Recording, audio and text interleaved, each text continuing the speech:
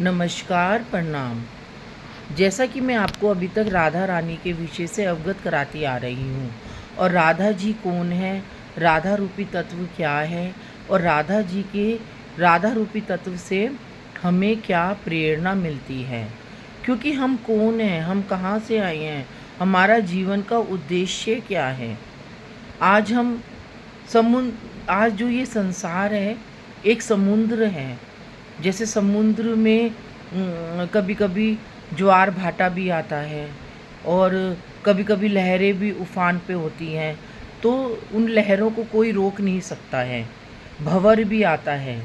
भंवर, जब एक बार हम भंवर में फंस जाते हैं तो कहते हैं ना कि उस भंवर से निकलना बड़ा मुश्किल हो जाता है। तो हमारा जो जीवन है, हमारा जीवन भी एक भंवर की तरह है।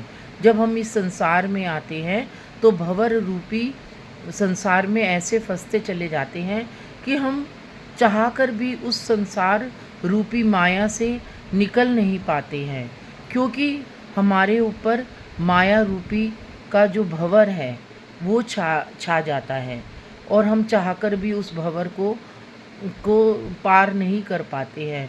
तो समुद्र का जो भंवर है वो एक सच्चाई है हमारे जीवन की। समुद्र में जो ज्वार भाटे आते हैं वो भी एक सच्चाई है हमारी ज़िंदगी की। समुद्र में जो लहरें उठती हैं वो भी हमारी ज़िंदगी की सच्चाई है।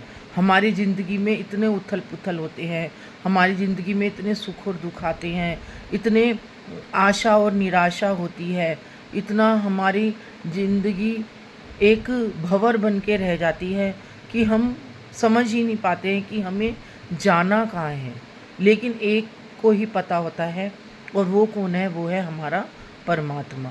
हमारे परमात्मा को ही पता होता है कि हमारी ज़िंदगी का उद्देश्य क्या है, हमारा खिवैया कौन है, हमारा नाविक कौन है। हमारा नाविक, हमारा माझी, हमारा सब कुछ हमारा परमात्मा है।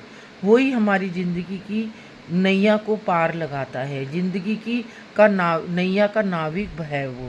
कहते हैं ना कि जब रामचंद्र जी भी 14 वर्ष के वनवास को जाते हैं, तो वो जब वो नदी को पार करते हैं तो केवट ही उनका माझी बनता है। केवट के द्वारा ही वो नई नदी को पार करते हैं। तो जब भगवान राम को केवट का सहारा लेना पड़ा नदी को पार करने के लिए, तो हम क्या हैं? हम जीव की क्या है महत्वाकांक्षा कि हमें भी भगवान की परीक्षा से गुजरने के लिए भगवान ही हमारा माझी जब बनता है, हमें माझी भगवान को ही बनाना पड़ता है, परमात्मा को ही बनाना पड़ता है, तभी हमारी नैया भी पार होती है। अगर हम परमात्मा को अपना माझी नहीं बनाएंगे तो हमारी ये जीवन रूपी नैया पार ही नहीं हो सकती। तो हम पूरी ज़िंदगी तेरा मेरा, मैं हूँ, तेरा है, मेरा है, और उसी में फंस के रह जाएंगे। लेकिन परमात्मा भी कभी कभी चुन चुन कर अपने भक्तों को तैयार करता है, उनको परीक्षाएं देता है, और ऐसी ऐसी परीक्षाओं से अपने भक्तों को गुजारता है कि उनकी पूरी ज़िंदगी ही परीक्षा देने में निकल जाती है। तो भक्त कहता है, हे परमात्मा, क्यों तू लाया मुझे इस ज़िंदगी में? हे परमात्मा, तू क्यों लाया मुझे इस ज़िंदगी में? जब तुझे भक्ति ही देनी थी, जब तुझे अपना प्रेम ही देना था, तो मुझ जैसे भक्त की क्यों लेता है तू परीक्षा? मुझ जैसे भक्त की तू क्यों लेता है परीक्षा? क्या कमी है मेरी भक्ति में? क्या कमी है मेरे प्रेम में? क्या क्या तुझको नहीं पता कि तू ही मेरा माझी है, तू ही मेरा खिवैया है? जब भक्त ने अपनी पतवार तेरे हाथ सौंप दी, तो तू क्यों लेता है परीक्षा मेरी? बार बार पग पग पर तू परीक्षा लेता है। थक जाता है भक्त परीक्षा देते देते। लेकिन परमात्मा भी ऐसा है कि जैसे जैसे भक्त थकता है उसको पार करता है, फिर उसको दूसरी परीक्षा में डाल देता है, फिर उस परीक्षा से पार होता है, फिर उसको दूसरी परीक्षा में डाल देता है। ऐसे करते करते करते करते वो उस भक्त की नैया को पार लगाता है, उसको किनारा नहीं दिखाता है। पता नहीं कब उसको किनारा दिखाएगा। भक्त कहता है, हे परमात्मा, तू कभी तो मुझे किनारा दिखा, कभी तो मुझे राह दिखा। हे राह, हे राह दे, हे राधा रानी, मुझे कभी तो तू किनारा दिखा। क्यों इस भंवर रूपी चक्र के जाल में तू फंसाता है। जैसे अभिमन्यु था, अभिमन्यु महाभारत के युद्ध में चक्रव्यूह में तो फंस जाता है, लेकिन चक्रव्यूह से कैसे बाहर निकला जाए वो नहीं जान पाता है, और चक्रव्यूह में ही फंसकर उसकी मृत्यु प्राप्त हो जाती है। तो ऐसे ही हमारा जीवन है, हमारा जीवन भी एक चक्रव्यूह की तरह है। हम इस जीवन रूपी चक्र में कैसे फंसते चले जाते हैं हमें पता ही नहीं चलता है, और चक्रव्यूह में ऐसे फंसते हैं, ऐसे फंसते हैं कि हम उस चक्रव्यूह से चाहकर भी निकल ही नहीं पाते हैं। सिर्फ परमात्मा ही हमें उस चक्रव्यूह से निकाल सकता है, अन्यथा हम भी उसी चक्रव्यूह में अर्जुन की तरह फंसते ही चले जाते हैं, और हमारा जीवन एक चक्रव्यूह की तरह ही, चक्र की तरह ही हम उस चक्र में घूमते ही रहते हैं, घूमते रहते हैं, और हम समझ ही नहीं पाते कि हमारे जीवन का उद्देश्य क्या है, परमात्मा हमसे चाहता क्या है। क्योंकि भक्ति जो शब्द है, प्रेम जो शब्द है, अगर हमने परमात्मा से भक्ति करी है, अगर हमने परमात्मा से प्रेम किया है, तो वो भी हमें बगैर परीक्षा से के बगैर हमें अपने करीब नहीं लाता है। वो जितनी परीक्षा लेता है हमारी, जितनी कठिनाइयों का जीवन हमें देता है, हम उतना ही परमात्मा देखता है कि इतने कठिनाई वाले समय में भी ये मेरे पास आता है या नहीं आता है। तब वो भक्त की परीक्षा लेता है, भक्त से कहता है, हे भक्त, अब मैं तेरी परीक्षा लेता हूँ, और अब मैं देखता हूँ तू मेरे पास आता है कि नहीं आता है। सुख भी मेरे, दुख भी मेरे।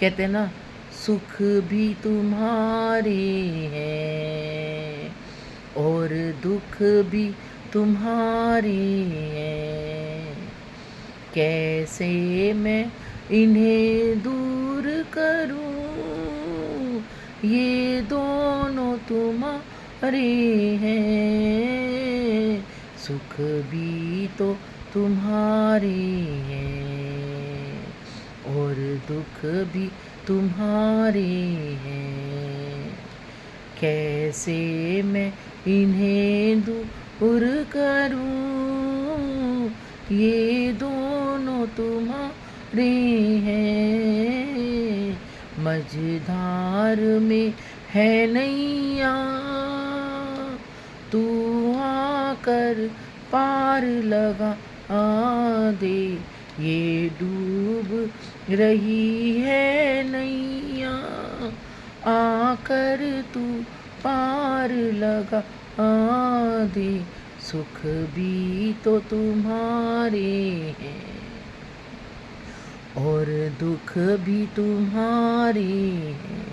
तो सुख आए चाहे दुख आए, वो सब परमात्मा के ही होते हैं, और हमें परमात्मा की रजा से ही इन्हें स्वीकार करने होंगे, क्योंकि परमात्मा ही है जो हमारे सुख को भी हम स्वीकार करते हैं परमात्मा के, और दुख को भी हम स्वीकार करते हैं, क्योंकि हमारे जो कर्म हैं, हम अपना जीवन कर्मों पे आधारित है हमारा। कहते हैं कि महाभारत में कृष्ण भी कहते हैं, हे अर्जुन, जो मनुष्य, जो जीव अपने कर्मों को समझ गया,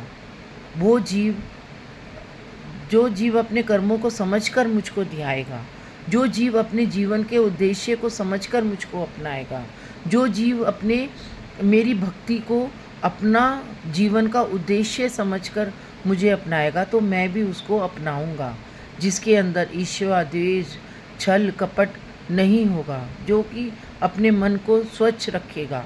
मैं उस जीव को अपने चरणों में स्थान दूंगा, उसके ऊपर अपना आशीर्वाद भरा हाथ रखूंगा, क्योंकि श्रीमद् भगवत गीता कर्मों पे आधारित है।